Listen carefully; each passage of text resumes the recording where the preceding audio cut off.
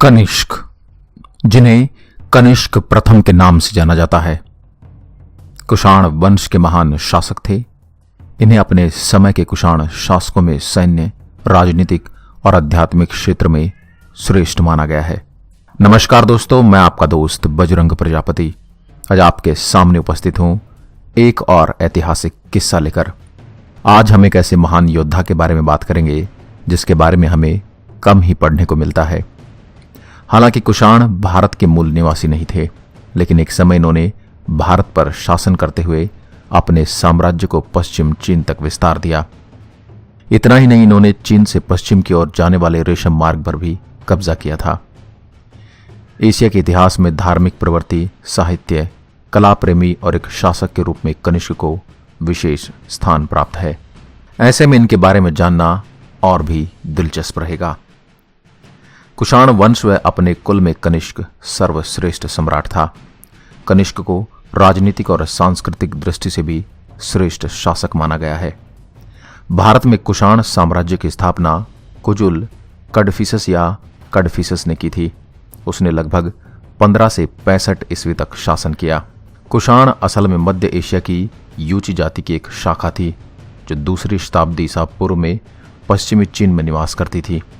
मौर्य के बाद के काल में भारत आने वाली कई जातियां जैसे यवन, शक व पहलव की तरह ही कुषाण भी एक प्रमुख विदेशी जाति थी।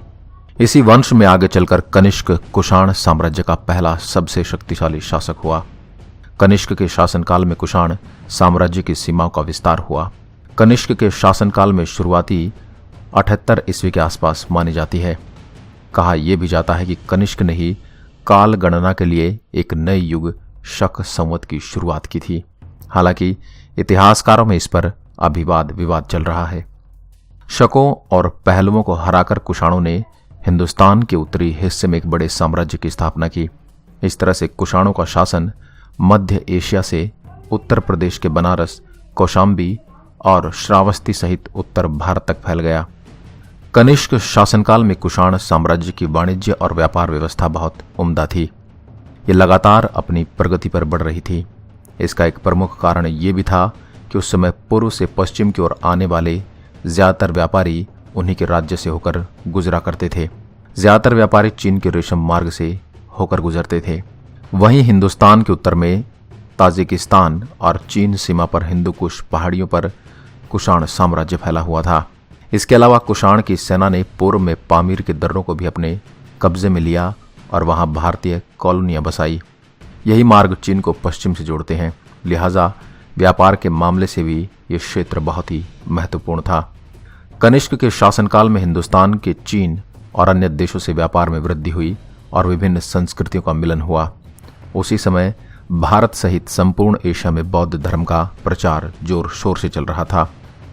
ऐसे में कुषाण सम्राट रहते हुए कनिष्क ने बौद्ध धर्म को संरक्षण प्रदान किया था। ऐतिहासिक दस्तावेजों से पता चलता है कि कनिष्क ने कुंडलवन यानी जम्मू कश्मीर में श्रीनगर के पास हरावन में चतुर्थ बौद्ध संगीत का आयोजन कराया था। इसी संगीति में बौद्ध धर्म के अनुयायियों में दो फाड़ हो गए थे। बौद्धों की इस अंतिम संगीति के अध्यक्ष वासुमित्र और उपाध्यक्ष अश्वघोष थे। अश्वघोष को कनिष्क के दरबार का राजकवि माना गया। बौद्ध विद्वान अश्वघोष को कनिष्क ने पाटलिपुत्र के राजा को युद्ध में हराकर आजाद कराया था। माना जाता है कि इसी संगीत में बौद्ध धर्म के प्रमुख और प्राचीनतम ग्रंथ त्रिपिटक पर टीकाएं लिखी गई। इन्हें महाविभाषा पुस्तक के रूप में संकलित किया गया।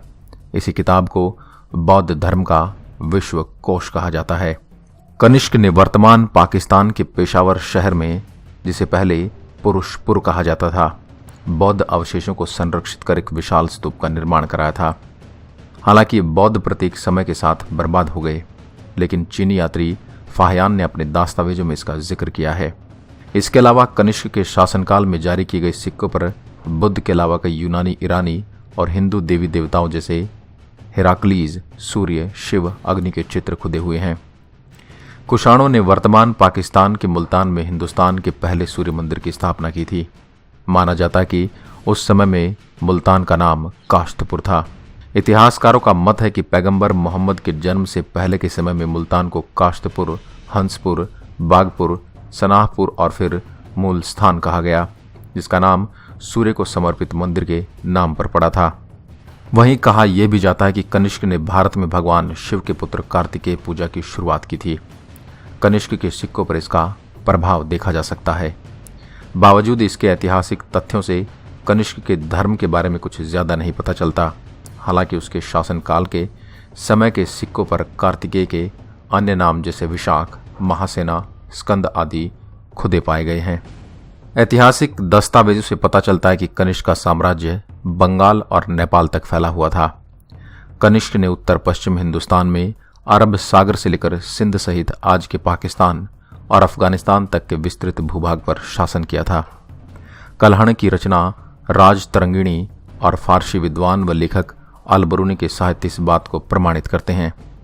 ऐतिहासिक साक्ष्यों के आधार पर अनुमान लगाया जाता है कि कनिष्क के शासनकाल में कुषाण साम्राज्य की सीमाओं का विस्तार पूर्व में पाटलिपुत्र से लेकर पश्चिम में गुजरात की नर्मदा नदी व खुरासान तक और उत्तर में पामीर के पठार से लेकर दक्षिण में कोंकण तक था। वर्तमान हिंदुस्तान के अलावा कासकर, यारकंद, खोतान, हेरात, काबुल, गजनी, कंधार, सिस्तान, अफगानिस्तान और बलूचिस्तान भी कुषाण साम्राज्य के अंग थे। वहीं कनिष्क ही वह प्रथम शासक था जिसने उत्तर भारत के अलावा चीन के पश्चिमी क्षेत्रों को भी जीता था। हालांकि उसका शासन यहां स्थापित नहीं हो पाया। माना जाता है कि कनिष्क चीन के सम्राट की पुत्री पर अपना दिल हार बैठा था। उसने राजा के सामने उसकी पुत्री से विवाह का भी प्रस्ताव रखा, लेकिन राजा ने उसे खारिज कर दिया। ऐसे में क्रुद्ध होकर कनिष्क ने उस चीनी साम्राज्य पर आक्रमण किया था। चीन की सेना काफी सशक्त थी, लिहाजा कनिष्क को हार का सामना करना पड़ा। हालांकि दूसरी बार कनिष्क ने बाजी मार ली। चीन पर जीत तो दर्ज हो गई, लेकिन वहां कनिष्क अपना शासन स्थापित नहीं कर पाया। यहां से उसे ताशकंद, यारकंद और खोतान पर विजय अवश्य मिली। माना जाता है कि 101 या 102 ईस्वी में कनिष्क की मौत हो गई। उसने कुल मिलाकर लगभग 23 साल तक कुषाण साम्राज्य पर शासन किया था। आशा करता हूं हमारी आज की यह वीडियो आपको पसंद आई होगी। ऐसी अन्य वीडियोस के लिए आप हमारे चैनल शब्दबाण को लाइक करें, शेयर करें, सब्सक्राइब करें। अगर आप ऐसी ही कहानियां सुनना पसंद करते हैं तो आप हमारे चैनल शब्दबाण को खबरी ऐप पर भी सुन सकते हैं। उसके लिए आपको खबरी ऐप को डाउनलोड करना है और हमारे चैनल को सब्सक्राइब करना है। एक बार फिर आपसे मुलाकात होगी एक और ऐसे ही दिलचस्प किस्से के साथ। तब तक के लिए नमस्कार। जय हिंद, जय भारत।